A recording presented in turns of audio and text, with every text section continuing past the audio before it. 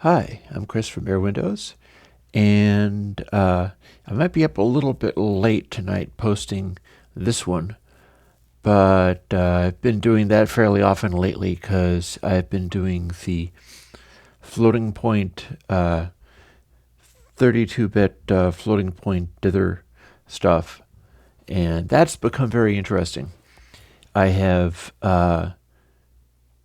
worked out how to do this dithering and run into some static about it, and then ended up getting assisted by some pretty highfalutin people who are helping it be all the better. And this plugin, as you can see, it is called MV, is the first one to come out with the newly debugged, idealized floating point dither. And you might ask what it does, so I will just show you.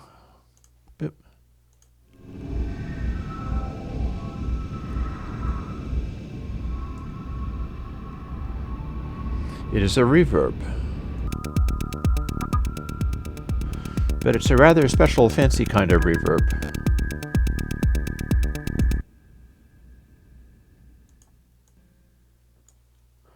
Because you can do things like this with it.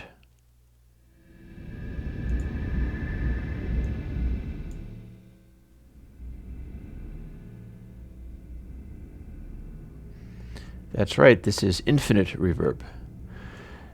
Now what this does in normal senses is kind of like this. You might have the regeneration not as loud as all that, and what you get is this very intense long-range like MV is based on, let me see if I can show you here by unplugging all of the bits, hopefully not losing track of where they go. I'm going to show you the source for this work.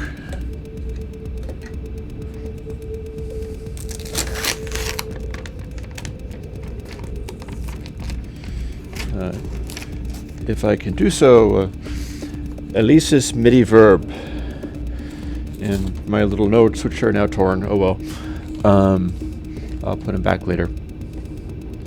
The Alesis Midiverb is a very nifty little piece of technology. It's like an antique reverb. Here, let's make it be brighter. And I've done some modifications to this one, as you can see. For this one, I've got the same functionality as you hear here. The high frequency roll-off on this, I've got it with my own capacitors built in there and also in the input, and I've also got a sidechain suppression built into this. But that's the hardware. How is this software inspired by Alesis Midiverb? Because it's not using these algorithms. It's not doing that stuff.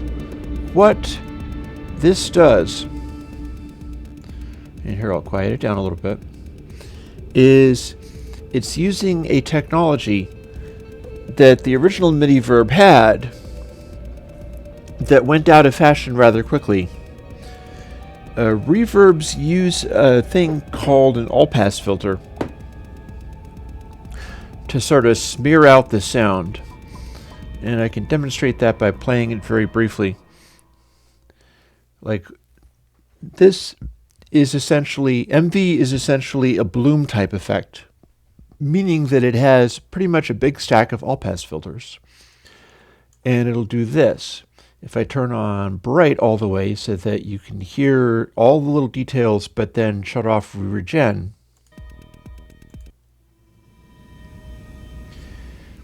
that's basically what you get out of it. You get this very kind of shiny effect. And if you're using a shorter depth, you get a much shorter effect. But the way that the original Midiverb, which is this really primitive thing that used RCHX, and Midiverb 2, which was a rack mount effect, did their all passes and everything else was without any actual multiply or divide functionality. And an all-pass filter, you want to multiply by 0.618 to do it correctly. But what the Alesis had in these early days, since they didn't have an actual multiply, they did a bit shift, meaning that they would multiply by 0.5.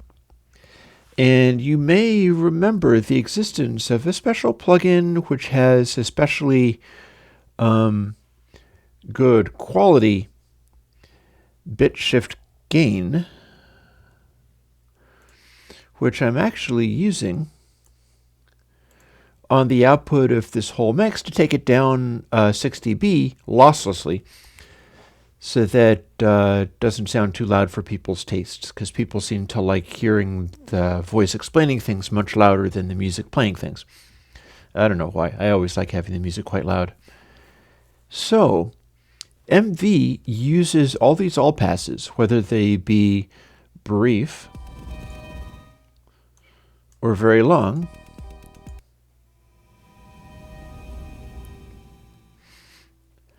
specifically with only the 0.5 multiply. And that means that every single bit of regeneration plus this regen control, check this out.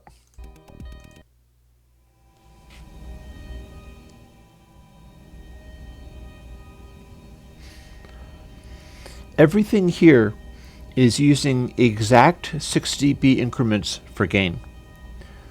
You've got the 6 dB for the all-pass filters, and it's a chain of all-pass filters. You've got a 6 dB increment on the regen, like you can do no turning down, which is the full crank. If you go anywhere between 0.5 and 1, what you'll get is 0.5 on the way out. So that is exactly 6 dB down. And again, it retains exactly the sound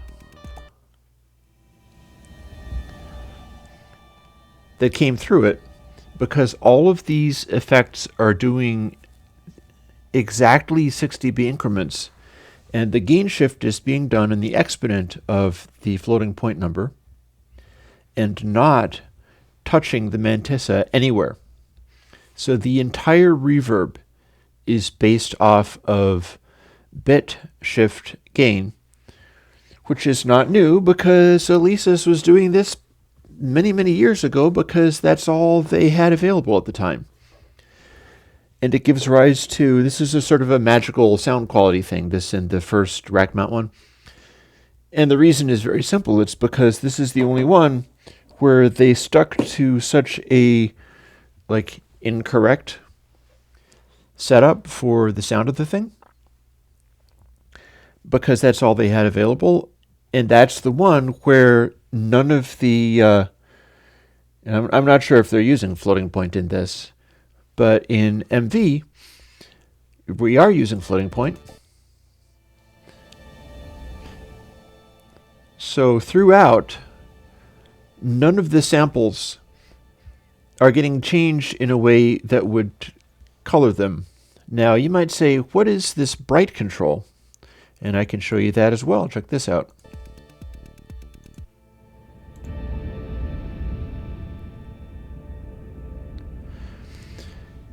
The bright control wipes out the high frequencies very extensively. Like here, we'll show you some more.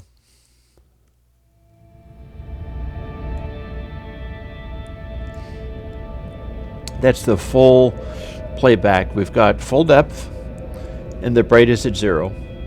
And a regen is at 0.5. You can also do 0.25 or on and on smaller to that. I think actually it's 0.5, 0.25, 0.125, and 0.625. It gets pretty close to no regeneration.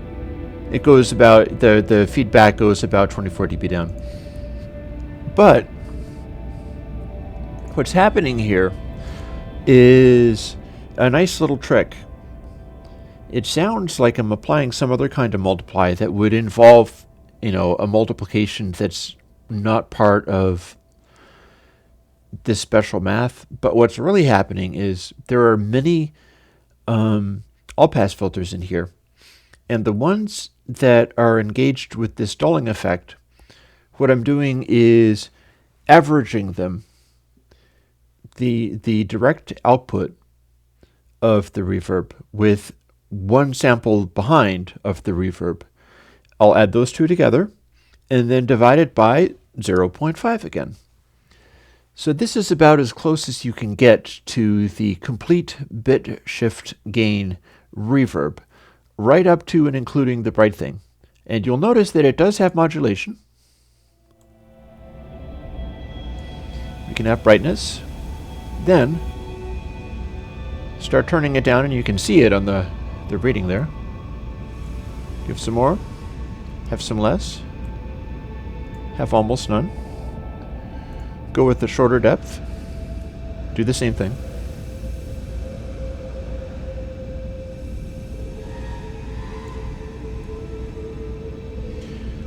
But all that's happening is this. All that's happening is it is taking only some of these all-pass filters and doing this averaging. So if you turn the bright all the way up like this, what you'll get is none of the all-pass filters have this averaging. And if you turn the bright all the way down, all of the all-pass filters have the averaging. And if you have it only slightly away from bright like this, I'll show you this. Now we've got regeneration on 1. So we've got infinite reverb. And it'll just keep doing this forever. It's essentially lossless, and none of the multiplications are anything other than 0.5, so it's not losing any of the mantissas either. So it'll just keep doing this all day.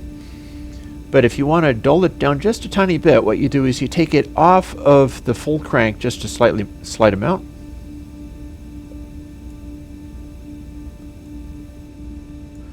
Like that. And then we start having a faint dulling effect that's not instant, because most of the all passes are sustaining without any tonal coloration, and then just the ones on the very end are darkening. But hey, I could show you this in a number of different ways.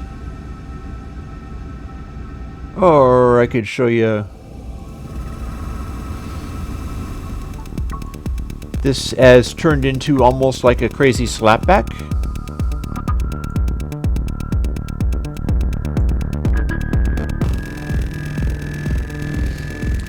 It's a pretty preset frequency thing. Oh, and I should be turning regen off for that. So at the really small depths, what you get is this kind of effect, or a series of weirdnesses as you start expanding it outwards into the size that's going to sound like more like a reverb.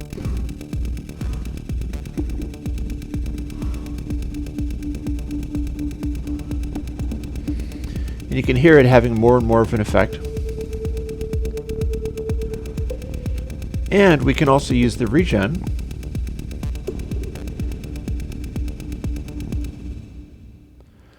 and that'll make it sound more like something resembling a normal reverb, although nothing about this is really quite normal. None of the choices involved here are designed to make it sound like a normal room. They're designed to optimize what's being done with it. So you got this funny stuff going on, and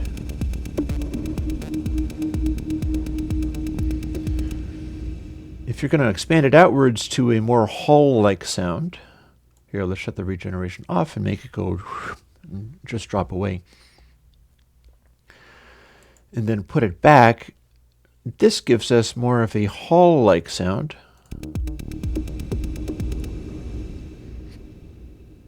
That will fade out, or we can make it fade out a lot faster even. That's a little bit unnatural, it's a little gated, and it sounds funny at the very end, so we'll use a smaller, like the 0.125 or just over it is what'll give you what it wants. And then that'll decay a little bit more naturally. Or you can do the more than 0.5. And that'll hang out there for quite a bit longer. Or you could just go infinite. Regen can be moved on the fly, so anytime you're doing a mix or something and you would like to have it sit on some kind of reverb and then make it infinite, all you got to do is go from, say, moderate reverb like this to infinite, and then it'll hang on to whatever it is that you needed as long as you need. If you have the bright turned way down, you'll start losing more and more high frequencies as they get averaged out. And if you have the bright turned way up, it'll just infinitely sustain. But wait, there's more. I could show you that, but why should I show you that when I can show you this? Here we have something else. Namely,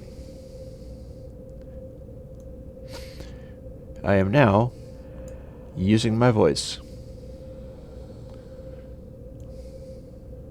And if I turn this up, you can hear the noises I'm making as well.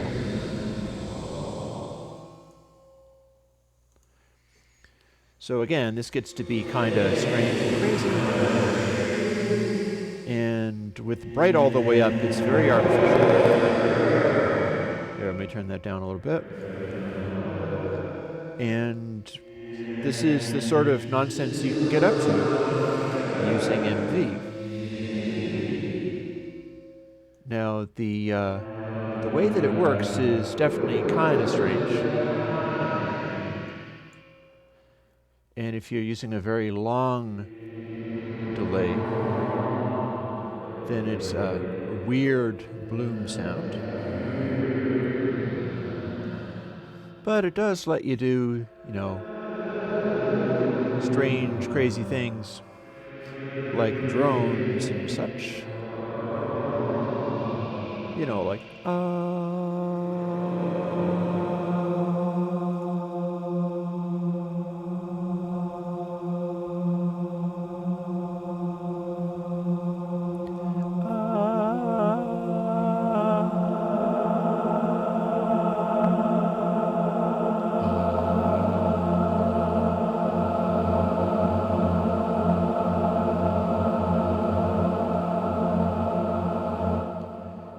modulation will change as you keep going.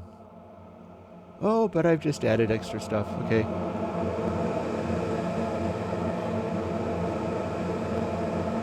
Let's do a smaller one.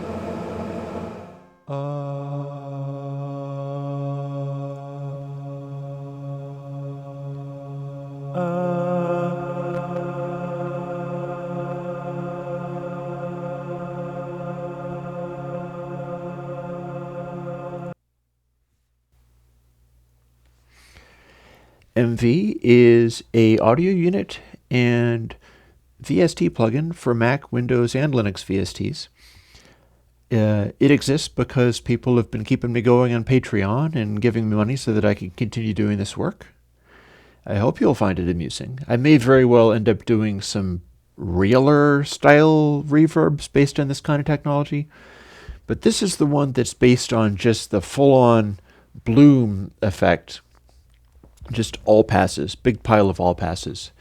And they're done using that 0.5 or at least factors of 6 dB gain shift. So this is the little reverb that could. This is the little reverb that is based off of bit shift gain. And I think you'll find that it is an enjoyable thing. Perhaps a little bit strange. But you can do some pretty wild things with it as you play with it. And you've got enough variations going on that you can find different kinds of tonality and use that regeneration trick. That regeneration trick is its best trick. It lets it just sit. Oh, also another thing about it. This may have all of its reverb factors done using the bit shift behavior, but this is also running Purist Console inside. So it's got all the Airwindows stuff going on, and that's why it sounds the way that it does. And I think you'll find that it is a impressively funky, deep, ominous, unrealistic, not to say artificial.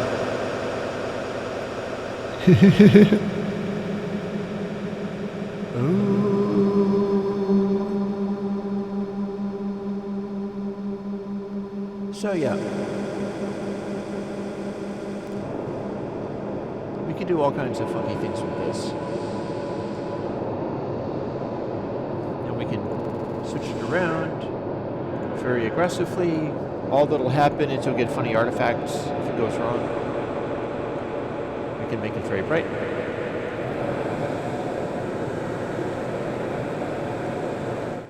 We can do things like add sound effects, like I'll make whoosh noises.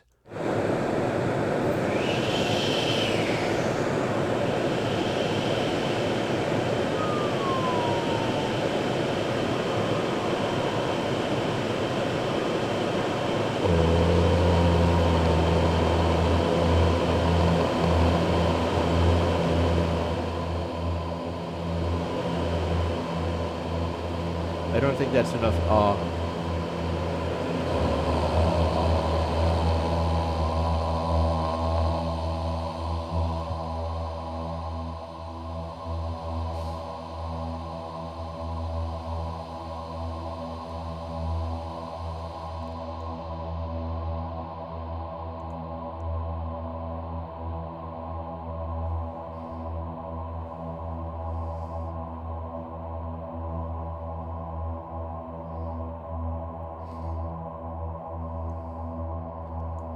So that's pretty funky.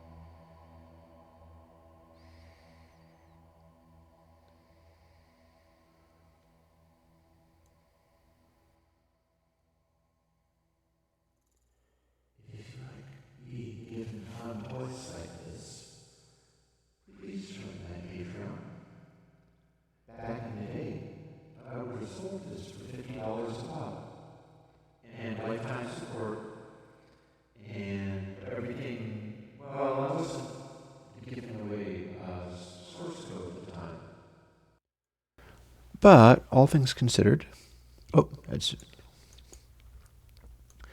but all things considered, this is still a pretty good deal. So if you would have bought this for $50, if I had sold it for $50, just to have it in your toolkit, please join the Patreon for, say, $50 a year. And next year, if I make another plugin that you like, you can join it again or stay on it. With that, I will bid you adieu.